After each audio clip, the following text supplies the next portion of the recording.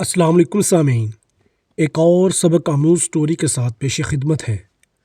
اگر یہ سٹوری اچھی اور سبق آموز لگے تو چینل کو لائک، شیئر اور سبسکرائب ضرور کیجیے گا، اور بیل کے بٹن کو ضرور پریس کر دیں تاکہ آپ کو آئندہ بھی مختصر مگر جامع سبق اور اصلاح سے بھرپور سٹوریز ملتی رہیں۔ دنیا کے لیے بدصورت ترین مگر اپنے وقت کے بہترین کردار۔ لیزی کو دنیا کی بدصورت ترین خاتون کہا گیا۔ اس پر لاکھوں میم بنائے گئے۔ اس کو یہاں تک کہا گیا کہ اتنی بدصورتی کے ساتھ جینے سے اچھا مر جاؤ، مگر اس نے ہمت نہ ہاری اور گریجویشن کے بعد 3 کتابیں لکھ کر لاکھوں حسن والوں کے منہ بند کر ڈالے، اور پھر دنیا کی بہترین موٹیویشنل اسپیکر میں سے ایک بن گئی اور مایوس افراد کو جینے کا ڈنگ سکھانے والی بن گئی۔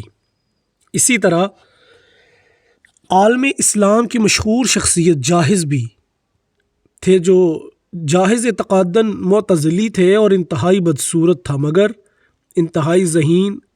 جتنا بدصورت تھا اتنا ہی عظیم عالم تھا۔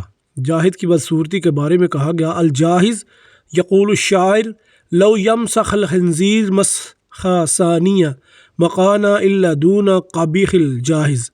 اگر خنزیر کو دوبارہ مسخ کیا جائے تو پھر بھی وہ جاحظ سے کم بدصورت ہوگا۔ کسی نے جاحظ سے پوچھا، آپ کبھی شرمندہ بھی ہوئے؟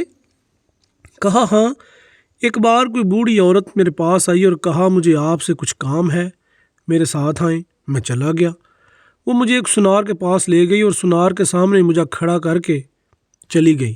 میں نے سنار سے پوچھا، میرے لائق کوئی کام، کوئی حکم؟ کہنے لگا، یہ بوڑھی عورت مجھ سے تقاضا کر رہی تھی میں اس کو شیطان کی مورتی بنا کر دوں۔ میں نے کہا، شیطان کو دیکھا نہیں میں نے۔ تو وہ کہتی، میں لاتی ہوں، تم ویسی مورتی بنا دینا۔ پھر وہ آپ کو ساتھ لے آئی اور کہا، ایسا ہوتا ہے شیطان۔ اس سب کے باوجود جاحظ علم کا پہاڑ تھا۔